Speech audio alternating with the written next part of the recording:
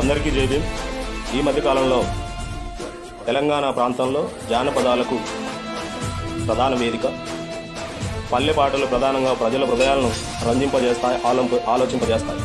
అట్లాంటి పల్లె పాట షెడ్యూల్డ్ కులాల్లో ఉన్నటువంటి ఒక కులాన్ని టార్గెట్ చేస్తూ పాట పాడటం జరుగుతూ ఉంది. అందులో సుక్కా రామనరసయ్య, గిద్దే రామనరసింహ, అదేవిధంగా ఏపూరు సోమన్న, ఇంకా అనేక మంది సోదరులు ఒక కులాన్ని టార్గెట్ చేస్తూ పాట పాడటం జరుగుతూ ఉంది. ఈ పాట ఎందుకు పాడుతూ ఉన్నారు? షెడ్యూల్డ్ కులాల్లో ఉన్నటువంటి ప్రజలు, దేశంలో 1200 పైచీలకు కులాలు ఉన్నాయి. అందులో షెడ్యూల్డ్ కులాలను వర్గీకరించకూడదని చెప్పేటటువంటి మాయావతి గారి మీద, అలాగే చంద్రశేఖర్ ఆజాద్ గారి మీద మీరు పాడేటటువంటిది ఈ పాట. అందుకని ఈ పాటను సాటి కులాల మీద పాడటం బంద్ పెట్టాలి. అలాగే ఈ తెలుగు ప్రాంతంలో కష్టజీవులు ఎవరైతే ఉన్నారో, షెడ్యూల్డ్ కులాలు ఎవరైతే ఉన్నారో వారి యొక్క చెమట, వారి యొక్క రక్తము, వారి యొక్క శ్రమ ప్రధానంగా భూస్వాములు, అగ్రవర్ణాలు, జమీందారుల దగ్గర దారాదత్తం అర్పణం చేయడం జరిగింది. వారిపై పాడవలసినటువంటి పాట తోటి కులంపై పాడటం కరెక్టేనా? వారిపైన కాదు.